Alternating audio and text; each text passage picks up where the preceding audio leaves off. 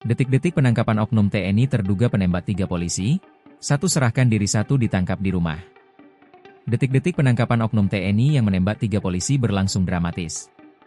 Anggota TNI tersebut diketahui terdiri dari 2 orang. Kini keduanya sudah diamankan pihak berwajib.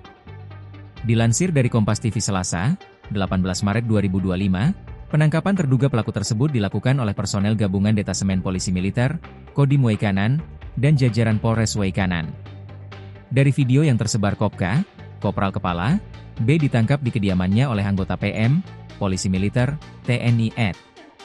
Penangkapan ini awalnya ricuh lantaran pihak keluarga menghalangi. Namun akhirnya, pihak keluarga melepaskan Kopka B setelah mendapat kejelasan. Dari video amatir yang beredar, tampak pelaku yang berbadan tambun itu mengenakan kaos motif doreng hijau. Kopka B langsung diborgol dengan tangan di belakang. Kopka B akan dimintai keterangan terkait dengan siapa pelaku utama yang menembak para polisi yang hendak melakukan penggerebekan. Sementara itu rekan Kopka B, Peltu L sudah lebih dulu menyerahkan diri ke polisi.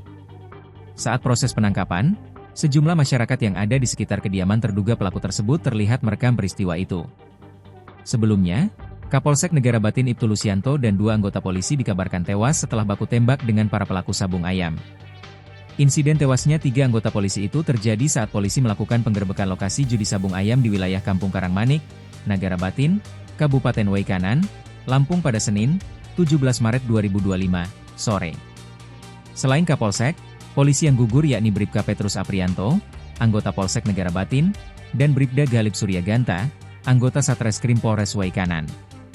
Berdasarkan informasi yang dihimpun, penggerebekan judi sabung ayam itu dilakukan tim gabungan dari Polres Waikanan dan Polsek Negara Batin. Namun saat dilakukan penggerebekan, terjadi perlawanan dan baku tembak sehingga Kapolsek Negara Batin dan 2 anggota tertembak. Jenazah ketiganya kemudian dibawa ke RS Bayangkara untuk diotopsi. Menurut hasil pemeriksaan sementara, ketiga anggota kepolisian meninggal dunia dengan luka tembak di bagian kepala. Download Tribun X sekarang, menghadirkan lokal menjadi Indonesia.